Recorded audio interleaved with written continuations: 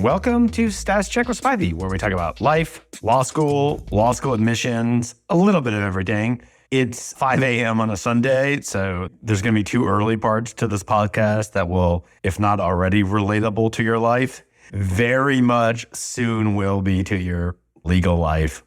One is get ready for these 5 a.m. wake up times. I want to actually, as a former dean of career services, I want to stop on that. I think it's almost glamorous to say, oh, I can't wait for big law in the grind. And some people do thrive in those environments. What I would say is, on a personal note, please give yourself downtime. All of us, no matter what we say to ourselves, need some balance in our lives, okay? So I do find that balance, not every day, but on some days. And it's a message I've been wanting to say for years and haven't really had the opportunity, so it just strikes me. Number two is, this podcast is not on that. This is purely an admissions podcast. What are my chances of getting off the wait list is going to be the title. And the answer is it depends. Get used to that answer. But I want to address this because it's come up online. Obviously, it comes up every year. Obviously, it is a very important topic to people waitlisted. What are my chances of getting off the wait list?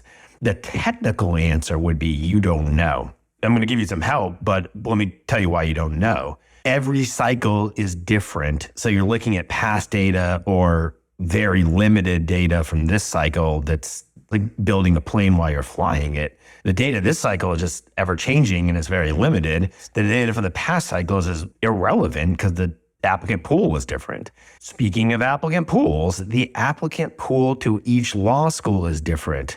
So your chances at Vanderbilt might be entirely different than your chances at UVA or Emory or Georgia. Three kind of similar schools, two private, one public, regionally similar rankings in maybe the same hemisphere, but their applicant pools could vary wildly. Vanderbilt may have crushed it early on their target LSAT. And again, this is hypothetical, but they may have shored up their LSAT by May.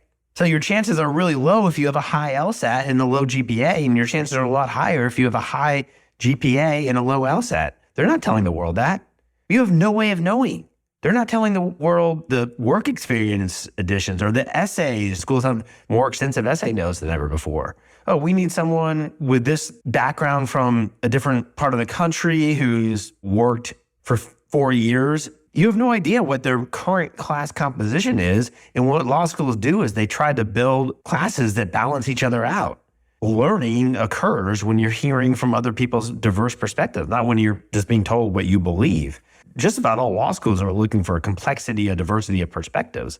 East Coast, West Coast, liberal, conservative, work experience, KJD. There's a lot of discussion about work experience helping. Well, if the law school had all people with work experience, they would probably, believe it or not, be looking for KJDs off the wait list. You see where I'm going with this. Of course, every law school has a portfolio of people they've admitted, and around now, or soon to be, people that have seat deposited. As the cycle progresses, they have more and more data on who has a seat deposited, keeping in mind they can lose many of those seat deposits all the way up till the end of August, beginning of September. And trust me, it happened. I'll give you an example from a client. I had a client whose dream school was Stanford, who was in his first week of orientation at Michigan Law. And we said, hey, it's Stanford's first day of orientation. Why don't you send an email to them just in case someone didn't show up? If someone didn't show up and you're pleasant and they liked you, there is a possibility they could just admit you. And sure enough, he said something like, I love this wording. If everyone uses it, it's not going to work, right? But I would walk from Michigan to Stanford if I had to. That's how much I want to go. And they admitted him the first day of orientation. He just packed up the stuff and left. So where am I going with this? There's going to be more of that. I'm not saying the day of orientation, but there's going to be more rolls and rolls and rolls of waves of waitlist movement. So I can't tell you have a 5% chance probability. I saw that on Reddit. It's just, having done this for 26 years, this is not an attack on the person that said it, but anyone saying to a stranger, your chance at this school, even though I don't know you or the school's applicant pool, their admit pool, their seat deposit school is 5%. With all the data I have, all the resources I have, all the connections I have, all the experience I have, I could never come close to saying that. What I would say is your chances might be 5%, 10%, 15%, 20%. If you're admitted off the wait list, by definition, your chances were 100%, and a lot of wait list admits are coming. So let me end on that note. I've said this before and I'll say it again. This has been an incredibly slow cycle. I was with 2 deans of admissions this past week. They are readily admitting to the fact that they are teeing up their wait list. No, I can't say who. Sorry. So waitlist admits are coming. They might not feel like they're coming for you if waves come out and you're not in that wave, but that wave followed by another wave, followed by another wave is a trigger that probability of getting off the wait list is real. We have no idea what that number is. I can't give you a number, obviously. I said earlier in this cycle, and this is true, there are many schools where 50% of their entering class are going to be from the wait list. Now, this has been misinterpreted a number of times. The person who took the direct quote from our podcast and put it, thank you. That doesn't mean that 50% of all law school students will have come from the wait list. Not every school, right? Yale might take 1% of their wait list. That also doesn't mean that your chances are 50%, because some schools like Columbia, for example, waitlist a huge proportion. In other schools, waitlist is a much smaller proportion. So the raw number is going to be a part of the equation of what percentage of the entire applicant pool was waitlisted. So let me just pause for a second. It dawns on me, I've been doing this for 26 years, and sometimes I throw out data just assuming everyone listening is so deeply entrenched in admissions, they get every little nuance, and this is on me. I'm going to make up school names.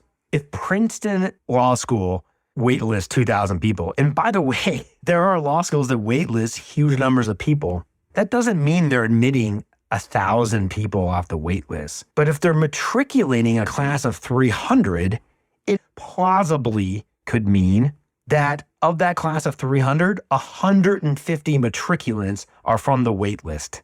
So again, we don't know the probabilities, but we do know at the macro level, some schools waitlist extraordinary numbers of people. We've blogged about this. That is good news and bad news. The good news is those schools that waitlist extraordinary numbers of people, they're going to take a large number off that waitlist. If they waitlist 1,000 people, they might admit 300 off the waitlist because only 50% of that 300 is going to yield. Others are going to other schools, and then they're going to get 150 to matriculate to their schools. The math is interesting because it's both advantageous as far as large numbers, but proportionally, they're still being selective. It varies from school to school. So without the school giving you the probability, quite frankly, no one can, particularly someone just sort of guessing or looking at law school data, which is a tiny sample size. So again, this doesn't give you an exact probability of you, but what is happening is, you can go back to our podcast on this. We said it before the cycle started. Because of all these dynamics that went into this cycle was incredibly slow and very waitlist heavy, which means that more people are going to be admitted off the wait list than we've seen before. Let me end on a final note about next cycle. Don't think about it yet. You also get a lot of these messages on Reddit, and we get emails, hey, my cycle is over, I'm doomed. And then you ask someone for their profile and they still have like 12 pending, or 2 rejections, 8 wait lists, and 2 pending. Your cycle isn't over. Things are still to be determined. You can only go to one law school. You can't go to multiple law schools. You still might get a great admit. But if you're thinking about next cycle, I do want to say that we'll know a ton more in July and then a ton more in August, and we'll do blogs or podcasts each time. There's limited data based on LSAT registrants, based on macro demographic data, a presidential election year, getting further and further removed from the bad press during the Great Recession about law schools not leading to legal careers. So the legal job market has been, we'll see what happens with AI, but has been stronger. So we're getting away from that apprehension of being a lawyer. So if we had to guess right now, we're going to guess that applications will be up next year. And we've been pretty, I don't know if luck's the right word, amazingly lucky every year with these projections. I wouldn't really rest too much on my projection right now, but wait till July and we'll have a lot more data from LSAT registrants. So there's no one on the planet other than an admissions dean, if they're going to be so generous. And it would be kind of a weird question to ask. Hey, what are my percent chances? But sometimes admissions offices, obviously, they put people in tiers. So obviously your percent chances, your probability are higher if you're in the first tier of the wait list. And sometimes admission officers are very candid and straightforward. We really think we're going to get to you, or we really think that the class is looking strong and is unlikely. I think that's a fair question a little bit later. I need to make my life decisions where I'm going to live, where I secure housing, and they may say something along those lines. But unless an admissions officer for their school says you're 80% likely, no other person on the planet can say it. All we know is that a lot of waitlist movement is coming. This was Mike Spivey, the Spivey Consulting Group.